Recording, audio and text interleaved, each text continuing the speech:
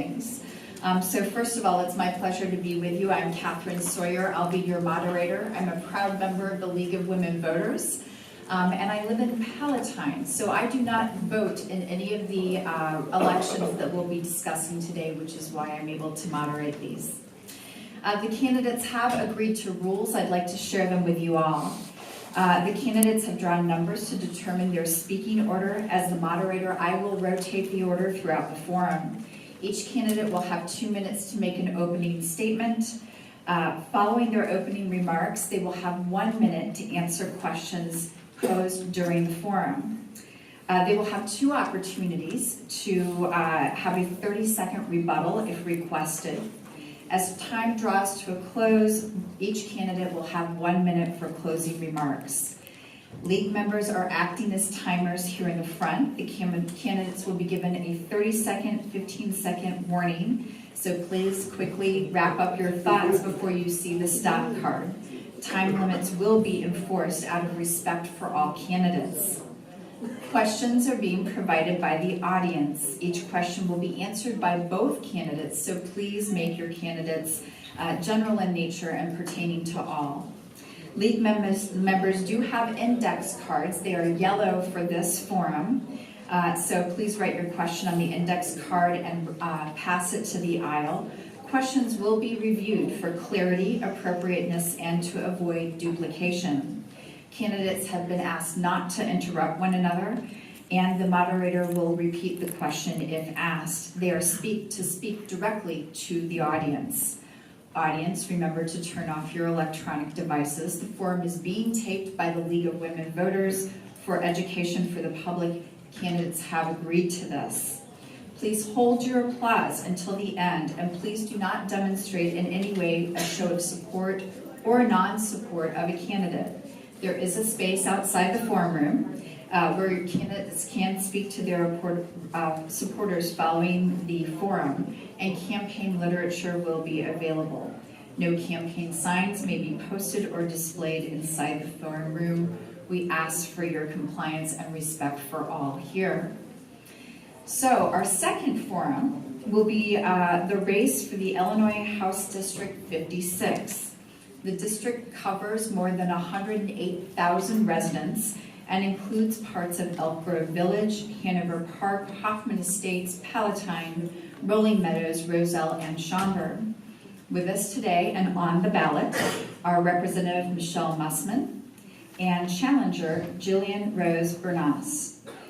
The winner of November's election will serve a 2-year term. So as we get started, I thank you both for participating today, and we'll start with your 2-minute opening remarks by draw. Ms. Bernas will go first. Perfect. I'm Jillian Rose Bernas, running for state representative in this area. And I chose to run for state representative in this area because I made the conscious choice to move back to my hometown, Schaumburg. Maybe just hold. Right. Can we hold it? I think so. Yeah, you can. That might be easy. All right, how about now? All right. Should I start again? Yeah. Sorry about that. All right, I'm Jillian Rose Bernas. I'm candidate for state representative in this area, and I ran for state representative last cycle, and I continue to run for state representative because I made the conscious choice to move back to my hometown of Schaumburg and raise my future family here. But lawmakers in Springfield are making that awfully hard. I'm running because of the failed leadership I've seen in Springfield. There are lawmakers there that aren't held accountable to us, and we see that with our home values and our incomes going down, yet taxes always continue to increase. We see lawmakers who aren't acting with integrity. We have lawmakers who, like my opponent, who will support leadership, Speaker Michael Madigan, every single time and vote for them every single time.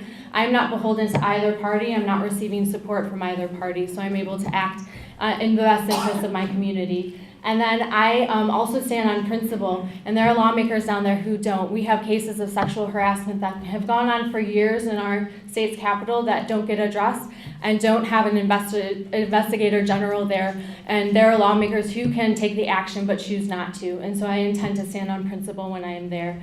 I am running because my husband and I want to stay in this area. We want to raise our future family here. We're willing to stay here and fight, and I'm taking that fight to Springfield, and I would love to have your support. Monday is early voting, and November 6th is the election day, and I'm asking for your vote that day. Thank you very much.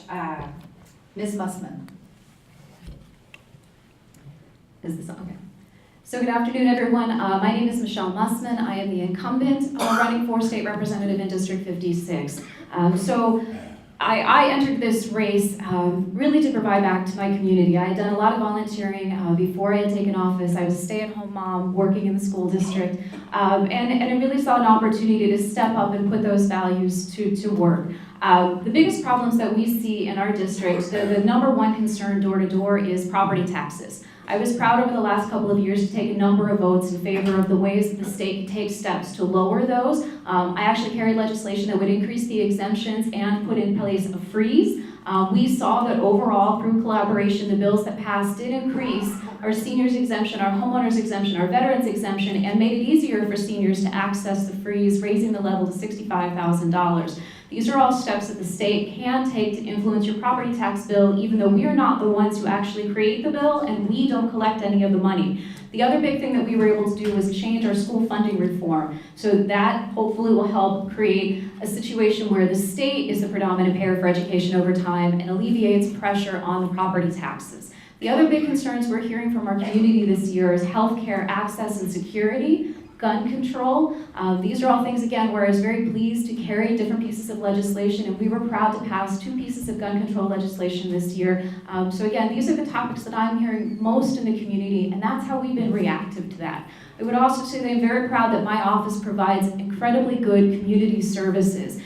We have one of the busier offices out of the state because of the time that I actually spend going door to door to make sure that people understand who we are and what we do, and therefore they may feel more comfortable coming to us for assistance. And again, I think that's an important thing that we don't talk about as part of this job. It involves many hats and not just the portion that goes to Springfield, and I'm really proud of the work that we do there. Thank you very much. We're now ready to move to questions. I've already collected many, but if you have one, please pass them to the aisles and our volunteers will pick them up. I'll start with a few of my own. First of all, what services do you feel are the top 3 responsibilities of the state in providing for its citizens? And if you were to assign a letter grade to the state's current performance in providing these services, what would it be? Ms. Mussman, we'll start with you, please. I would say your top 3 are education, human services, and public safety. A letter grade, please. A letter grade. So actually, I would put us probably, I would scoot us up to about a B in education. The fact that we completely overhauled our education funding formula is groundbreaking, and actually we had worked on that for years and brought in national experts to help us move toward a more adequate and equitable plan, and if we can stick with that plan, I think that's going to really move us forward. Human services, I would probably put us honestly closer to a D. You know, it's the biggest thing that we do, and honestly, there's just so far, we can do so much better, and I certainly want to make sure that we're never resting and we're always working hard on that, because that is what impacts our residents the most. Again, public safety, I would probably put us around to C or a D. Certainly we cannot deny that we have a lot of chaos coming out of Chicago that certainly reflects on the rest of the state and causes safety issues for the rest of the state. And the opioid crisis is a statewide problem that needs attention. Thank you. Ms. Bernas. The 3 things that the state definitely needs to focus on and has been shirking for a long time is education. It hasn't been providing an equitable education for all of its students in the state. I would then say safety. It needs to make sure that its citizens have a safe place where they can live and exchange and get together. And then it needs to take care of its most vulnerable citizens. And we're quite frankly failing in many of those areas. I don't need to necessarily put a letter grade on it. I think it's clear, we see in the statistics and the grades that are given by organizations who investigate these issues and look at the numbers, that we're failing the people of our state. And so we have people, we sent people down to office 8 years ago to help us out with that, to fix those problems, to end the corruption that causes those problems to persist, and nothing has been done about it. And so I think what we really need to do is send new leaders to Springfield who will take action, who will look at making sure those 3 things are prioritized, and not just turn a blind eye to it and follow leadership every single time. Thank you. Let's move to taxes. The effective state and local tax rate on an Illinois household earning a median U.S. income is the highest in the nation. The U.S. Census Bureau data indicates that high taxation levels are a contributing factor to a trend in population loss, including an outflow to neighboring Midwest states.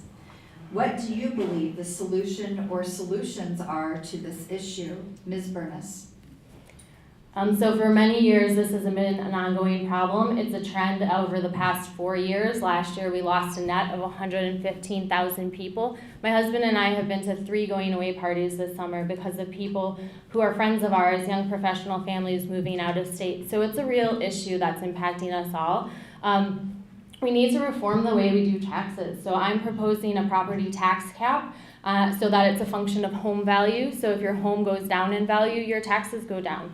If your home value goes up, your taxes go up, and it's what our communities can afford. Right now it grows at under 5% every single year, and that's taxing people out of their homes. That impacts people across all spectrums. So it's people who are retired on fixed incomes, it's people who are young professionals looking for their first home, and it's people who are renting who don't have affordable housing. So it's really impacting everyone. Thank you. Ms. Mussman. So I think it's incredibly difficult to compare taxes across states and compare apples to apples because every state uses a different sort of a la carte methodology for how it pulls in tax money from its residents and what it calls that. The next big thing that I think that our state honestly should be looking at is a progressive income tax. Most other states and the federal government use that methodology. It's well understood that our flat tax rate is incredibly regressive, and I think that this is definitely something that we need to look at to make sure that the wealthiest among us are paying their fair share toward contributing to the society and the infrastructure that contributes to their ability to create that wealth. Certainly remember the state of Illinois does not tax retirement income, and it largely does not tax services. Our sales tax is rather narrow as far as the base goes because we focus mostly on goods, while we see that the surrounding states and almost all other states, again, have a broader array of service taxes. So I think, again, I would focus next on looking at the progressive income tax as a way to shift the burden off the property tax. Thank you. Let's unpack the issue of population loss. Do you see this as a problem, and what can be done to make Illinois a desirable place to live, work, and retire? We'll start with Ms. Mussman. So I think part of our problem has been the constant years of negative speak. It becomes a self-fulfilling prophecy. Honestly, it's marketing 101. McDonald's wouldn't tell you that their hamburgers were only mediocre and then wonder why you wanted to eat someplace else. But we've consistently told everyone that the place is miserable, everyone is corrupt, and you're a fool for staying here. So why are we not talking about the fact that Schaumburg was rated the 9th best place to live in all of America? Why are we not talking about our blue ribbon schools out here, our award-winning park district system, or our award-winning libraries? I think that we need to change morale as job one so that we actually talk about what it is the state of Illinois offers. We are the hub for planes, trains, and automobiles going across the Midwest. And again, look at Chicago as a star of the city with national sports teams, with museums. I think that we need to talk about what is good here and remind people we do not tax retirement income, so that is an asset when you're looking at places to retire.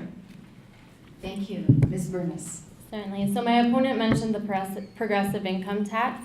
Make no mistake about it, that tax is going to impact middle-class families. There are tiers of income down to $15,000, and quite frankly, I don't know what family at that rate could handle another hit to taxes.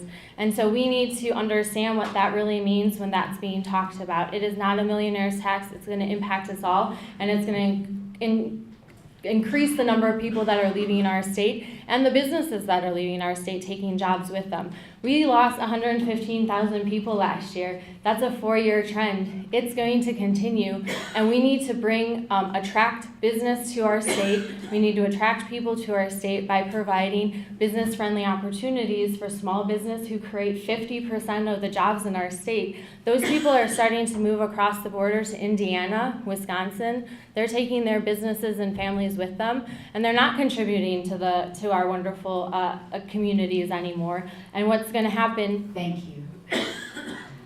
Moving on, Illinois has a unique competitive economic advantage as a crossroads of the country's rail, air, roadway, and water systems.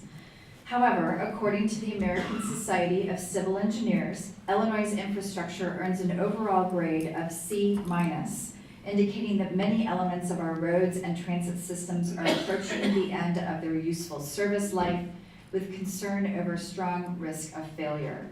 What is your position on infrastructure investment, and what priority does it have on your agenda as it relates to the other challenges in the state? We'll start with Ms. Bernas.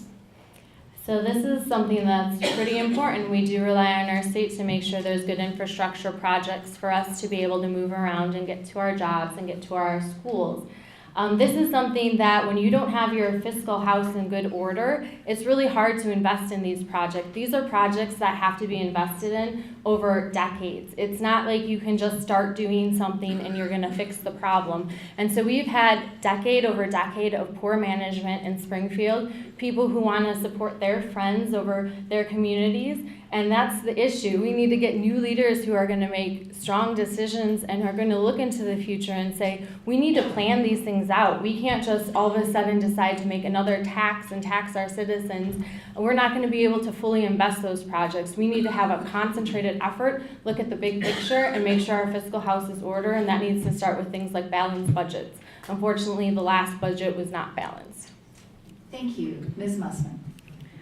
So yes, whoever comes out of this upcoming election, the next goal on the agenda is going to have to be the creation of a capital plan, right? So we need a long-term structural plan for our infrastructure, because we know that if the businesses want to come here, and even businesses from the surrounding areas, from Indiana and from Wisconsin, they're also using our rail, our water, our trucking systems. So we need to make sure that those are incredibly strong. If we're going to have a capital plan and create many years of bonded debt or other obligations, we need to make sure that we have a secure funding source for that. So again, you're going to have to examine the fundings that you currently have coming in and other opportunities to raise revenue. So again, I will say I think a progressive income tax is an appropriate thing to examine, and there are no proposed tiers yet. That has been incredibly misleading. Numerous organizations have put out suggestions for what the tiers would be, and we can compare ourselves to other states, but there are no proposals currently on the table for what the tiers or the rates may be. Thank you. Our schools are the gem of our community. How do you think schools should be paid for? We'll start with Ms. Mussman. So again, as the state overhauled the formula, what we want to do is become the primary payer for education again and make sure that we are providing a system that is adequate and equitable, which is not what we had seen through our over-reliance on property taxes. It created a very unfair system all across the state. Again, we need to look at our ability to bring in revenue without oppressing our middle and low income residents any further, which clearly the property taxes do, and our flat rate is a regressive way of doing that. So we need to look at a progressive income tax. We also need to reevaluate our sales tax revenue. We also need to look at other things like the gaming bill and opportunities to bring in revenue therefrom. But I believe it is the responsibility of the state to be the primary payer for education. Thank you. Ms. Bernas. I also do believe it should be the primary payer of education, but it hasn't been for a very long time, and that has put a large burden on local school districts who have had to raise our property taxes in order to fill that gap. And so that has been a real stress to homeowners and people in the community who have to make up that lack of responsibility. Like I said, we need lawmakers who are going to make sure they understand the priorities in the state, and one of those is education. We just saw an education funding bill pass. It was a lot of money, and it's a lot of money we don't right now have, and so we're going to have to be looking for ways to come up with that money. I know my opponent did did vote for that, and that's going to mean a tax increase, and so that's unfortunate. One of the things that did come out of there that I really appreciate, because it gets people who really need the help they need, that's the tax credit scholarship. It gives vulnerable students the ability to take scholarships to the schools of their choice and get the school that they need, and that their families are able to decide what education is best for them. Thank you. Continuing with education, what do you think Illinois should do to improve funding for public universities and community colleges? We'll start with Ms. Bernas. So we need to look at what are driving the costs at the different universities in our state. Right now we have a lot of students who are choosing to go out of state because despite it being out of state, their tuition is less expensive than in-state schools. And that's really unfortunate, and is probably part of our brain drain from our state. People who are going to study in different colleges in different states who don't end up coming back to Illinois and being close to their families. I saw a school once put up a map, and it showed all of their students leaving the state to go to other universities out of state. And so we need to see, I think some of those cost drivers have to do with the amounts of money that administrators at schools are getting paid at universities. So you have large expenses going towards that, and then going towards paying future benefits that we don't know right now what those are going to be. And so we really need to look at the drivers of those costs for universities so that our tuitions can stay reasonable and on par with what other states are able to offer. Thank you. Ms. Mussman. So yes, what we ultimately need to improve higher education is continuity and stability, and certainly that has been all over the map for the last couple of years as the state has struggled with their financial difficulties. The funding had been reduced, the funding had been held very, very flat. We argued with the governor for multiple years over the funding that he wanted to cut 30% out of our higher education. This last budget cycle saw them at a first-time increase of 2% after many years of cuts and reductions. So again, we had nothing positive to say about the security of our higher education, which didn't lead families who live here to want to participate in it, and certainly didn't encourage children from out of state to want to come in. We also want to see not only stable funding for the universities themselves, but stable funding in the scholarships like the MAP grant, so that students understand that once they travel down that road, that money will continue to be there, it will be reliable, and they will be able to stay on course. A student who has to have their education interrupted is significantly less likely to ever finish their degree. Thank you. The next question, what are your thoughts about the state pension problem? We'll start with Ms. Mussman. So we learned a few years ago through a very famous exercise that we are not legally allowed to reduce the Tier 1 pension program. That was overturned by the Supreme Court. That severely limits what we can do in the short term. We already have a Tier 2. Tier 2 pays more into the pension system than they will ultimately get back in benefit. It's not a good deal for those retirees, but it is a good long-term deal for the state. We also, as part of last year's budget, offered 2 voluntary buyout programs to again encourage people who no longer want to be in the pension system, and that can help save the state some money. We also have introduced putting in the roadmap for creating a Tier 3, which is a 401k type program.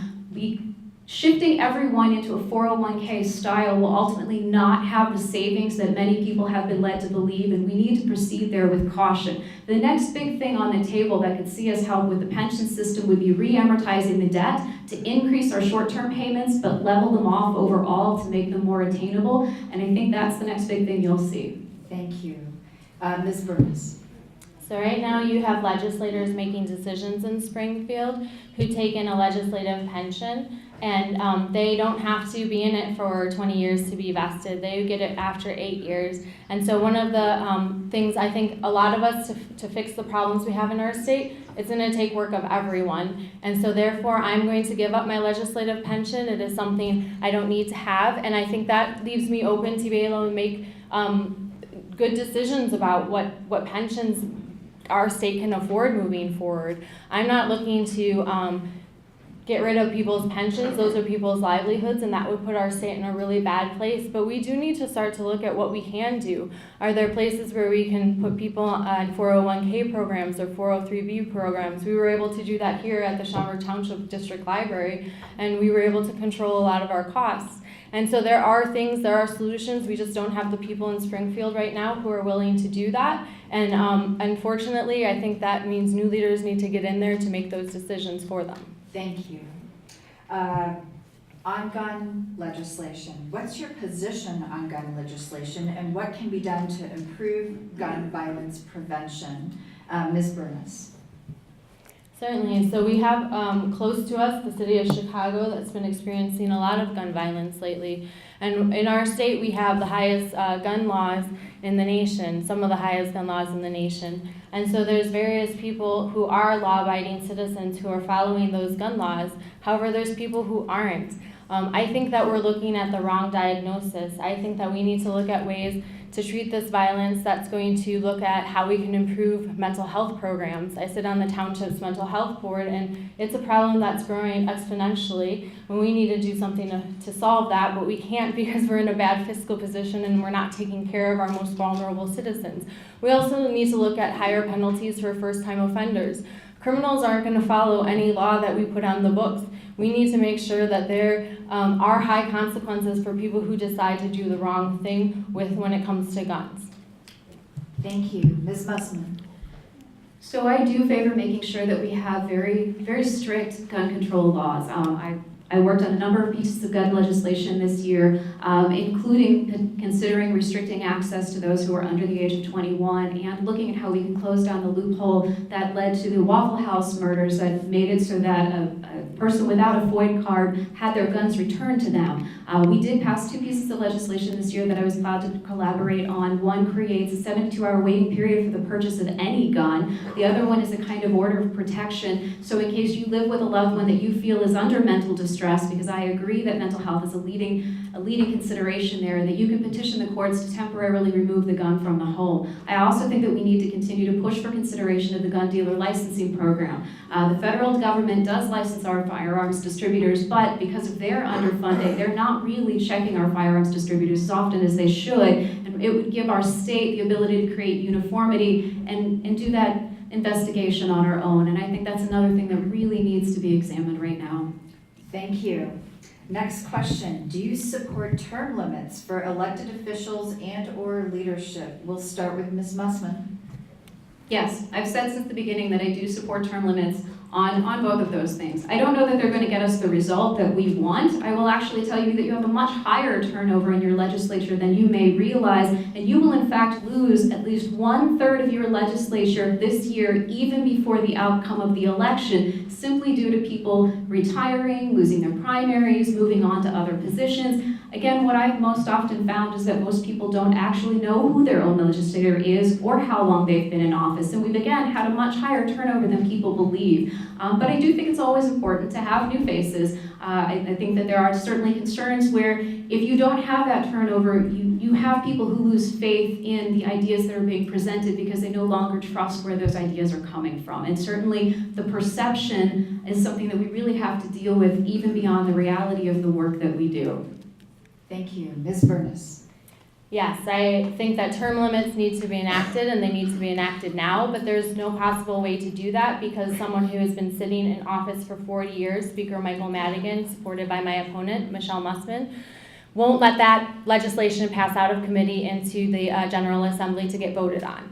And so legislators aren't even able to vote on a piece of legislation that has wide public support. And that's unfortunate, and that's happening every single day in Springfield. There is legislation that is sitting on shelves that is held up by Speaker Michael Madigan with the support of state representatives like Michelle Mussman that never gets to see the light of day. And so yes, I would term limit myself. I love what my current profession is. I work for a medical association as an international affairs manager, and I'm able to make sure patients get outstanding quality of care. And I think we need more people who understand that they're going there to serve the community they're from and not amass wealth off of that opportunity. And so I am looking to get down there to make sure I'm serving my community and then looking forward to returning to my full-time job, which I enjoy very much.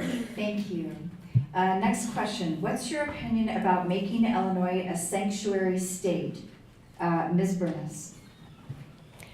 So I know that nation is undergoing a lot of immigration issues right now. I understand immigration. I lived in a foreign country for 6 years. I went through their immigration process. It was very rigid. I had to follow rules that I didn't always understand, and it was hard, but it's what I did. I also am very compassionate for people who are coming here. I teach ESL at my church, Church of the Holy Spirit, every single Thursday because I know that people are looking to better themselves and improve their condition, and that's why they come to the United States. But we need to make sure that we also are keeping an eye out for the safety of our state. So if there are people who are coming that are not following our laws and not abiding by what we see as our freedoms and making sure that we are in a safe place, then we need to make sure that there's an opportunity to enact the laws of our state and work to make sure that those people aren't impacting the people that are coming here to live and thrive. Thank you. Ms. Mussman. I think one of the biggest problems that we have is people often have conflicting and inaccurate ideas of what sanctuary city or state actually means, and I think that causes us a great deal of trouble. And until or unless the federal government makes some decisions about how we're going to deal with these people, if they are not going to be sent home or whatever the case may be, as long as they are here with us, we need to make sure that we are all collectively as safe as we can be living here amongst each other. And if people are afraid to interact with the police, to report crimes, or to be witnesses because they're worried about their legal status being put in jeopardy, then that makes the world unsafer for all of the rest of us. And certainly I think that is a huge concern. It's also a taxpayer concern. If the federal government is going to have our police officers holding people indefinitely, whether they have proper paperwork for them or not, that is a huge cost to you as a taxpayer to have people sitting in jail who ultimately might not go anywhere and may be released after an arbitrary period of time when the federal government makes a decision about whether or not they'd actually like to keep them. Thank you. What is your position on the Equal Rights Amendment? We'll start with Ms. Mussman. I was very proud to support that this year. It is about time that that passed, and that had been the work of many, many years and many, many people. We need to make sure that no one is discriminated against based on their gender, and certainly we have more work to do. We saw that the governor had vetoed our proposal to make sure that you didn't have to report what your prior wages were when you're going out for a job interview, because we see wage discrimination based on gender. We know that a woman makes about 75 cents on the dollar as compared to a man, and it only gets worse if you're a woman who's a minority. So certainly we know, and as part of the Me Too movement, as part of the sexual harassment movement, there is a lot of work yet to be done. We see that women are not treated equally, and this is just the beginning. And I think that that's part of what we're going to see in this election. I think women are getting involved at unprecedented levels, and I hope that this momentum continues to carry and that we make our voices heard over issues that are important to us. Again, to make sure that we are paid a fair wage for a fair job done, and we're not discriminated against, and we can work in safe and respectful environments. Thank you. Ms. Bernas. Equal rights are very important. Unfortunately, it is a long time coming. I think that it was there for a very long time and no one did anything, and that's quite characteristic of Springfield. There's a lack of action from all lawmakers. And so I want to know what's going on to help women who came forward to say that they had incidents of sexual harassment. I mean, it's legislation which makes for fine talking points, but we also need to have lawmakers that are going to take action in Springfield, who are going to go and say, look, there is something that's happening here that needs to be solved, and I'm going to be the person who steps up and solves it. And that's what I intend to be when I get down to Springfield, someone who sees something that's going wrong, sees women coming forward that don't have a voice because no one's paying attention to them because there is no inspector general, and say, you know what, that position needs to be filled and it hasn't been filled, and that stops today, and to do something about it. And so you can pass a lot of legislation, it makes for fine re-election talking points, but you need to act. Thank you. Next question. Do you support the legalization of recreational marijuana in Illinois? And if so, should those imprisoned on possession charges be released? Ms. Bernas. So I support the use of marijuana for people who are suffering from certain conditions. I think that there was a pilot of the program. I think it's supposed to expire in 2020, but it may have been already looked at. I'm not certain. But I think that is a good way to use it. I think there's people who suffer from conditions that have found help using medicinal marijuana. I would not be in favor of supporting recreational marijuana, however. Thank you. Ms. Mussman. I would say that's a place where we want to proceed with caution. Certainly, I think public favor is changing and changing very rapidly, especially as we see other states move in that direction. I think that we need to take into account the idea that it's going to need a lot of upfront money to create the regulatory environment and structure before it starts actually bringing money in. I think that we have very often overestimated how much money it could bring in, and certainly I don't think the state of Illinois is in a place where we should be counting our eggs too early on. And I think that we also need to be cautious about the fact that, remember, we can't just put that money in a federal bank. We're going to have to create a different kind of financial institution to handle that money. And we also need to take into account that we are then looking at an entity that is dependent upon getting you dependent upon their product. Just like the smoking industry, they're going to take advantage of you and they're going to attempt to get you hooked, and they're going to attempt to get you to use as much of their product as humanly possible. And that also means having young children get addicted to that also. Thank you. Next question, climate change, is it real, and what do you think the state should do about it? We'll start with Ms. Mussman. I absolutely believe that climate change is real. I am proud to be a member of the Green Caucus. I'm proud to be endorsed by the Sierra Club.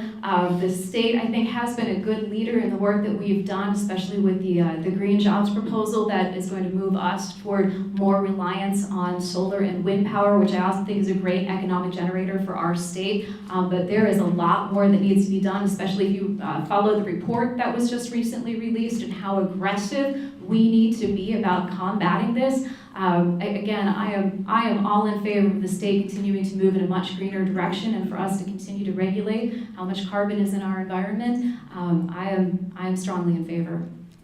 Thank you. Ms. Bernas. As a state, we're in a really bad position to be able to do anything about that. We barely can pay our human social services. We barely can pay our pensions. We barely can pay a list of things. People are waiting for people to release the funds that they need. And so when there's issues that are important, like maybe there needs to be environmental programs, where are we going to get the money for them? So we need to start thinking about, we need to put our financial house in order. We need to make sure that we are taking care and making a plan for the future, because if there are problems in the future, we're not going to be able to address them if we don't have the dollars to fund programs that are necessary for those things. And so I think it comes back to, we need to really look and prioritize what's important for our state, and that's getting our fiscal house in order. Thank you. Next question. How can the state help to facilitate affordable preschool for all of our children? We'll start with Ms. Bernas.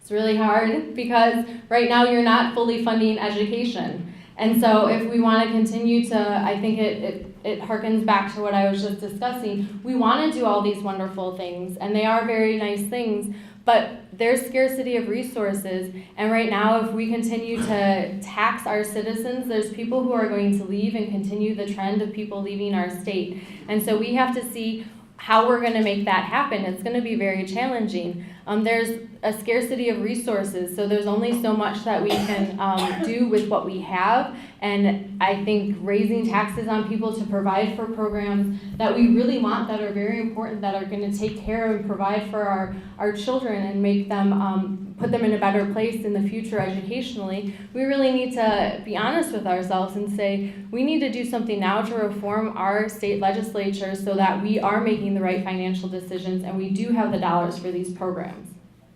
Thank you. Ms. Mussman.